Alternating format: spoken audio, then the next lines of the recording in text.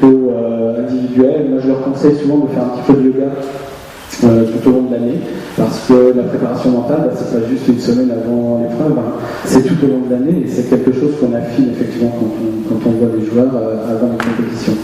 La sophrologie est une technique très intéressante. En fait, la plupart des joueurs d'échecs avaient souvent commencé par la sophrologie. Ça leur permet aussi de pouvoir, en cours de partie, maîtriser les phénomènes de stress. Comme vous l'avez dit Alain tout à l'heure, on a des pulsations cardiaques qui montent très haut. Et la sophrologie est une des méthodes qui permet de se reconcentrer, de se calmer, de gérer les émotions. En 6 heures de jeu, vous avez le temps de passer par toutes les phases, parce que les coups de l'adversaire n'étaient pas prévus, il vous a sorti quelque chose, ou alors il vous a entraîné sur un terrain que vous n'aimez pas, parce que tout d'un coup, il n'a pas joué une ouverture que vous jugez d'habitude. Et quelquefois, la sophrologie permet de réussir à gérer ce stress. L'hypoérectomie, alors ça, honnêtement, je ne me fais plus, donc on va le passer. Et puis la PNL, alors tout le monde vous en parle, mais je crois que franchement aujourd'hui, si vous faites de la préparation mentale sans connaître la PNL, vous ne serez jamais préparateur mental. Pareil, vous en a parlé tout à l'heure, c'est vraiment quelque chose d'assez intéressant. Pareil pour les joueurs d'échecs. Ça leur permet aussi, en cours de partie, on a ce qu'on appelle des techniques d'ancrage, qui leur permettent de retrouver des émotions, et surtout ces émotions permettent de préparer l'état d'esprit dans lequel on va jouer, ce qui est très très important pour un joueur d'échecs. Si vous arrivez fatigué, si vous arrivez pour faire le tournoi alors que vous êtes levé à 4h du matin, et vous arrivez à 9h et qu'il faut appuyer sur la conduite à 9h15, ça ne va jamais. Donc en fait, il y a toute une petite technique de préparation, je vais pas revenir sur la PNL, mais c'est vrai qu'aujourd'hui, vous ne pouvez pas faire de la préparation mentale sans passer par la PNL. Puis le travail sur l'attention, ça c'est un travail au long cours, c'est ce qu'on fait tout à fait.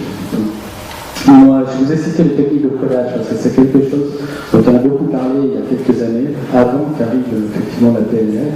Et c'est quelque chose que je vous déconseille complètement, parce que c'est quelque chose, vous savez, quand on fait de la préparation mentale, comme vous avez pu le voir, on utilise quelquefois des bribes de techniques. Et les techniques de codage, en fait, si on ne les maîtrise pas très bien, on s'en sert quelquefois plus en psychiatrie, mais c'est quelque chose qui peut aboutir à un vrai conditionnement. Et un vrai conditionnement, c'est quelque chose qui peut être très dangereux, parce que ça va renforcer certaines pathologies psychiques, mais c'est aussi quelque chose qui ne donne pas d'autonomie à l'individu, c'est-à-dire que le jour où il n'est plus dans sa phase de conditionnement, il ne sait pas quoi faire. Et le but du jeu, c'est quand même d'avoir quelqu'un d'assez épanoui, avec une envie de jouer, et qui est capable de prendre des décisions lorsque les choses ne se passent pas tout à fait comme on l'avait prévu au départ. La PNL, je vais juste dire un mot tout à l'heure, on a parlé beaucoup des émotions que vous pouvez récupérer comme ça. On parle souvent d'émotions par rapport à une victoire précédente, parce que c'est peut-être plus facile pour un sportif de se remémorer comment il a obtenu, dans quel état psychique il était quand il a obtenu ce bon résultat, et on s'aperçoit qu'effectivement, c'est pas tellement le résultat qui compte, c'est la façon dont il était, ce qu'il ressentait à ce moment-là. Et lorsqu'on a du mal avec certains, parce que les barrières psychologiques, quelquefois, sont assez importantes, on peut aussi aller chercher ces émotions-là dans la vie de tous les jours. C'est pas spécifiquement une technique de sport. C'est pas forcément se rappeler une victoire, c'est se rappeler un état d'esprit, quelque chose qu'on a ressenti. Et ces techniques-là, on peut aller les chercher même dans la vie de tous les jours.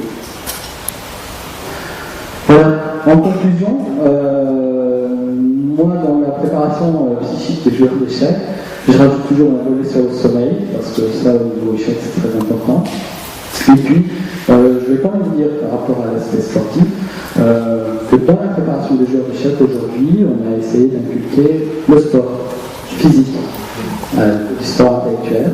Et donc, si vous regardez bien aujourd'hui les joueurs d'échecs de haut niveau en France, ils ont tous quasiment moins de 40 ans. Ce sont des joueurs qui pratiquent 3 fois 2 heures d'endurance par semaine. Et quelques-uns préfèrent courir tous les matins pendant 1 heure. Et moi, je leur fais faire de temps en temps un test de Cooper lorsqu'on est en stage. À l'entrée du stage, ça me permet de les suivre 2 fois dans l'année à peu près. Moi, je m'aperçois que finalement, ils ne sont pas si mauvais que ça. Alors, c'est vrai que la longévité à haut niveau, ça va se faire sur la préparation mentale, mais l'aspect physique est très très important aux échecs. Et en conclusion, pour dire que ça fait 4 ans maintenant qu'on s'occupe vraiment de l'équipe de France. Les meilleurs joueurs d'échecs au monde, ce sont les joueurs ex-soviétiques, russes. Il n'y a qu'une seule équipe au monde qui les a battus 2 fois de suite dans 2 grands championnats. C'est l'équipe de France. Voilà, merci. Donc, j'ai fait une numéro en tête, je sais que c'est encore déjà en 96. Donc vous voyez, c'était avant que les échecs soient reconnus en sport de façon officielle. Donc voilà, c'est les deux aspects, voilà, au niveau spatial et temporel. Donc il y a vraiment des parallèles qui peuvent se faire entre donc, les échecs, la préparation donc des échecs, et donc la préparation d'un match, par exemple en rugby, dont tu viens de parler. Oui, puis il y a d'autres sports aussi qui s'en sont inspirés. Il y a les entraîneurs de basket aussi, sur quelques stratégies. En foot, il y a Kébou qui avait fait ça, parce qu'il y avait un joueur de foot qui s'appelait Bruno Martini à l'époque, qui était un but de l'équipe de France, il était un joueur du club d'Auxerre qui jouait pas si mal aux échecs. En fait, il y a certaines phases de jeu, de stratégie, en fait, qui sont très intéressantes. Je ne sais pas si beaucoup d'entre vous connaissent les échecs, mais quand on a échangé toutes les pièces, on arrive dans des finales de pion. Gagner une finale de pion quand on est joueur d'échecs, c'est un cadrage d'éventement au rugby où c'est jouer un 3 contre 2 sur l'aile, etc. Donc effectivement, il y a des stratégies gagnantes qui sont partout. Et je pense que ça, on va le retrouver dans tous les sports. La vision spatiale, c'est quelque chose qui effectivement s'appliquera peut-être beaucoup plus à certains sports que d'autres. Les interactions avec le basket sont évidentes pour qui connaît les deux sports. Dans la mesure où aux échecs, vous allez essayer d'imaginer une situation idéale, et puis après vous cherchez le chemin pour arriver à cette situation idéale. Ça ressemble aux phases de mise en jeu, d'attaque placée, etc. Donc handball, basket, bref, tous les sports possibles.